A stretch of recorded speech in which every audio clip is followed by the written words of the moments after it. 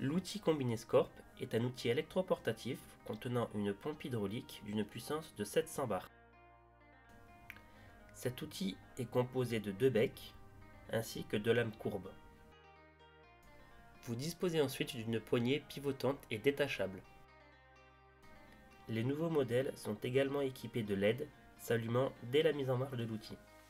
La poignée de commande se trouve sur le dessus de l'outil. Enfin, sur l'arrière de l'appareil se trouve l'emplacement pour la batterie. Pour enlever la batterie, venez saisir les 2 boutons rouges et soulever la batterie. Pour connaître le niveau de charge de la batterie, appuyez sur le bouton situé sur l'arrière de la batterie. Le nombre de LED allumés correspondra au niveau de charge. La mise en marche de l'outil s'effectue avec une simple pression sur le bouton On/Off situé sur l'arrière de l'appareil. Le bouton s'allumera en vert, vous indiquant alors que l'outil est allumé et prêt à l'utilisation. Cet outil a une force de coupe de 33 tonnes,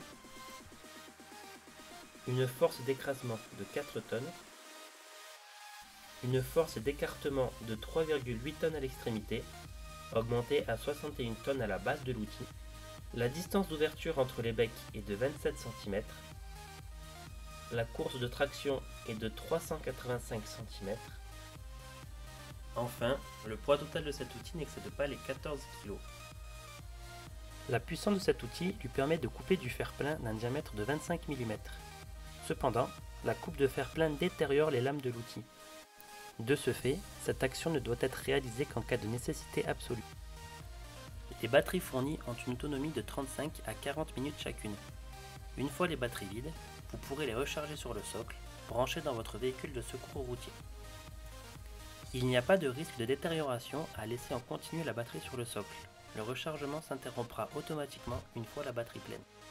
Enfin, dans le cas où les 2 batteries seraient vides, vous avez à disposition une liaison filaire qui, une fois reliée à un groupe électrogène, vous permet d'utiliser l'outil sans interruption.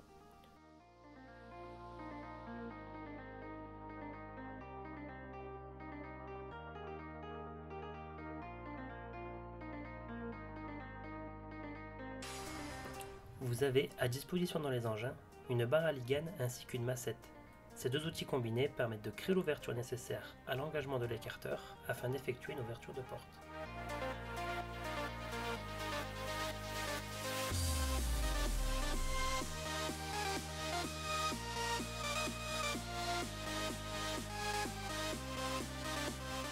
Pour créer l'ouverture, insérez la barre à ligane dans l'interstice de la portière. Sur ordre, un équipier vient taper sur la barre à ligane. Une fois l'armiette engagée, effectuez un mouvement de levier.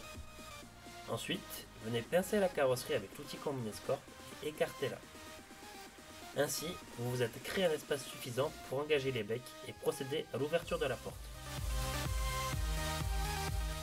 Dans le cas où la carrosserie se déchire, rendant alors plus compliqué l'ouverture de la portière, vous pouvez la continuer en passant par le haut de celle-ci, en écartant petit à petit l'extrémité de la portière jusqu'à la charnière si nécessaire.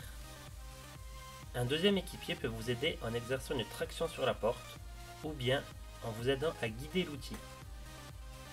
Malgré la puissance de cet outil, le dégarnissage reste obligatoire. Cela permet aux équipiers de localiser les différentes zones de danger, comme les dispositifs pyrotechniques par exemple. Lors du dégarnissage, vous pouvez vous aider de l'outil combiné pour, par exemple, couper un chemin de câble. Afin d'effectuer une coupe du montant, il vous faudra réaliser un espace suffisant pour vous permettre de couper la totalité de celui-ci, le montant étant plus large que la pince de l'outil Combinescorp.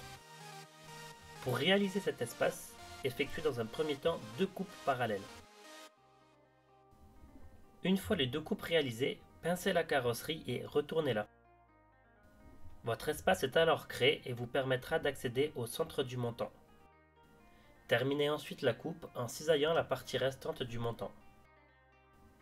Si la largeur du montant le permet, présentez la pince perpendiculairement au montant, puis coupez celui-ci.